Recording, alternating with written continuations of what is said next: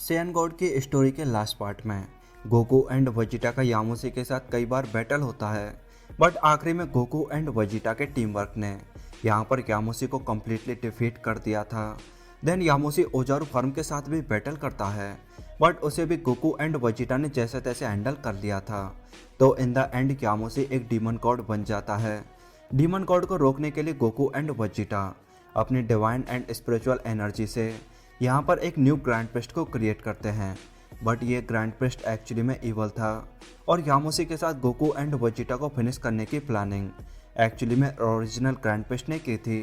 Then विस उस maskman से मिलने आता है जो गोकू एंड वेजिटा की एनर्जी को एब्जॉर्ब करके उसे एक्चुअली में यामुसी के अंदर ट्रांसफ़र कर रहा था। यहाँ विस मास्कमैन के काम को वाकई में काफ़ी अप्रिसिएट करता है और कहता है कि तुम मेरे क्लॉक एंड मास्क को अब वापस कर सकते हो। ये मास्कमैन एक्चुअली में फ्रीजा था जो विस के ऑर्डर्स पर एनर्जी ट्रांसफ़र का वर्क कर रहा था। हालांकि वेजिटा ने एक बार इसे ऑलमोस्ट एक्सपोज कर दिया था, बट थैंकफुली विस के क्लॉक ने उसे बचा लिया था। इसके बाद विस फ्रीजा को क्लियर करता है कि तुम हमारा रास्ता काटने की और हमें धोखा देने की सोचना भी मत।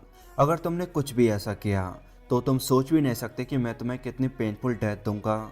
साथ ही यूनिवर्स 7 की अर्थ वहाँ के सेंस के साथ एक्चुअली में जल्दी डिसअपियर हो जाएगी, तो तुम्हें इसकी रिस्पॉन्सिबिलिटी लेनी होगी। विस की लाइन्स पर फ्रीजा हंसते हुए यहाँ पर कहता है कि शायद यही रीज़न था जिसके लिए आपने मुझे टूर्नामेंट ऑफ पावर के आखिरी में रिवाइव किया था। और रही अर्थ की बात, तो तुम चाहो तो मैं उसे अपने हाथों से डिस्ट्रॉय कर दूंगा।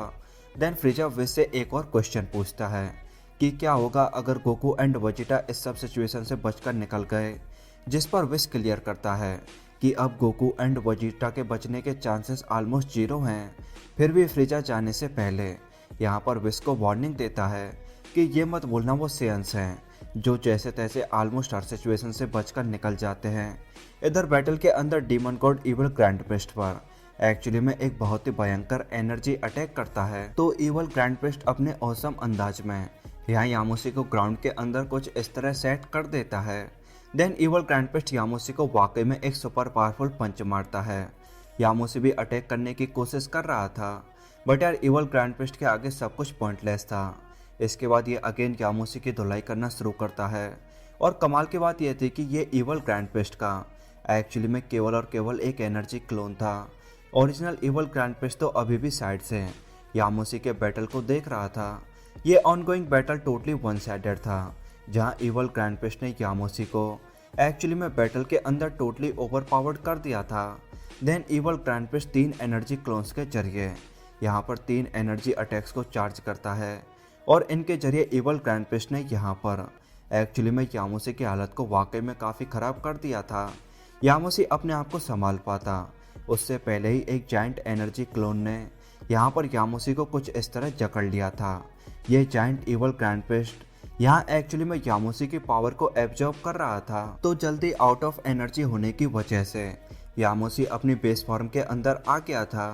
देन इवल ग्रैंड प्रिस्ट अपने फाइनल अटैक को प्रिपेयर करते हुए यहाँ यामुसी से कहता है कि तुमने as a guardian god multiverse के लिए वाकई में काफ़ी अच्छा वर्क किया था, बट अब हमें किसी गार्डियन गॉड की ज़रूरत नहीं है। यामुसी को पता था कि उसका फाइनल टाइम आ चुका है, तो वो अपनी रिमेनिंग एनर्जी को कलेक्ट करके यहाँ पर एक्चुअली में अपना फाइनल अटैक चार्ज करता है और अपने फाइनल अटैक को इवल ग्रैंड प्रिस्ट की तरफ लॉन्च करता है। बट ये अटैक ग्रैंड प्रिस्ट को हिट किए बिना एक्चुअली में ग्रैंड प्रिस्ट की साइड से गुजर जाता है। यामुसी के फाइनल अटैक पर ग्रैंड प्रिस्ट हंसते हुए यहाँ पर कहता है कि ये एकदम पॉइंटलेस अटैक था, एक ऐसा अटैक जिसे डॉज करने की भी ज़रूरत नहीं थी। बट इधर यामुसी कंटिन्यूसली स्माइल किए जा रहा था। यामुसी ने अपना फाइनल अटैक एक्चुअली में वेजिटा के लिए लॉन्च किया था। यहाँ पर यामुसी अपनी की एनर्जी के जरिए एक्चुअली में वेजिटा से बात करने की कोशिश करता है कि तुम्हें जल्दी खड़ा होना होगा। तुम रॉयल ब्लड लाइन के एक नोबल सेयन हो, अब केवल तुम ही हो जो करंट सिचुएशन को चेंज कर सकता है। अपने सेयन प्राइड को याद करो और बैटल के लिए तैयार हो जाओ। यामुसी के वर्ड्स ने वेजिटा को काफ़ी हद तक होश दिला दिया था। यामुसी अगेन वेजिटा को क्लियर करता है कि भले ही इन्होंने तुम्हारी पावर को एब्जॉर्ब कर लिया है, बट एक सेयन की विल पावर एक्चुअली में किसी सेयन के ट्रू वेपन होती है। यामुसी ने अपने फाइनल अटैक के अंदर एक्चुअली में अपनी एनर्जी को भी वेजिटा के साथ शेयर किया था। तो यहाँ वेजिटा फुली हील होकर एक्चुअली में गुस्से में चिल्लाने लगता है इसके बाद वेजिटा सोच रहा था कि कैकरॉट ने भी अपने आप को रिकवर कर लिया होगा, बट जब वेजिटा गोकू की करंट कंडीशन को देखता है तो यहाँ वेजिटा वाकई में काफ़ी सैड हो गया था। गोकू ऑलमोस्ट डेथ पॉइंट पर था।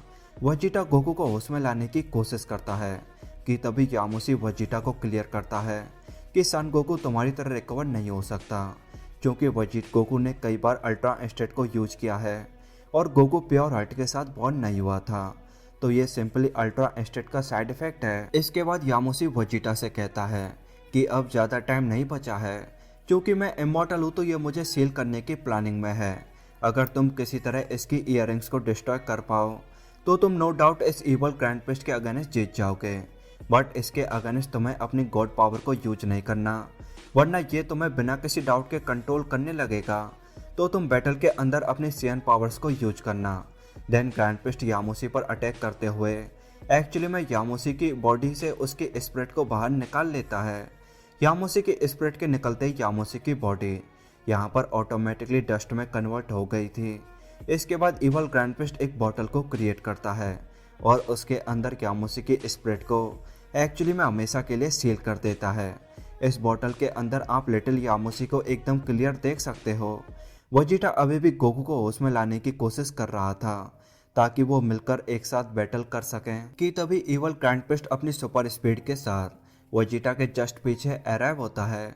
वेजिटा की ओके कंडीशन को देखकर ग्रैंड पिस्ट कहता है कि तुम आकर अभी तक अलाइव क्यों हो। देन इवल ग्रैंड पिस्ट एक एनर्जी अटैक को फायर करते हुए यहाँ एक्चुअली में गोकू को मार देता है।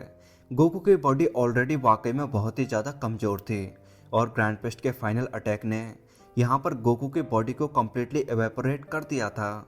जाने से पहले गोकू स्माइल करते हुए वेजिटा को फाइनल गुड बाय बोलकर जाता है और इधर वेजिटा रोते हुए सोच रहा था कि आखिर ऐसा कैसे हो सकता है। तो अब आप इसके बारे में क्या सोचते हैं, let me know in comment box. I know story एक क्रिटिकल पॉइंट पर आ चुकी है और नो डाउट मुझे स्टोरी को थोड़ा आगे और लेकर जाना चाहिए था, बट यार सच कहूँ तो अपकमिंग स्टोरी वाकई में धमाकेदार होगी, तो उसको अपन इसके नेक्स्ट पार्ट में कंटिन्यू करेंगे। बाकी thank you so much for watching and we will see you in the next Dragon Ball video. तब तक के लिए गुड बाय।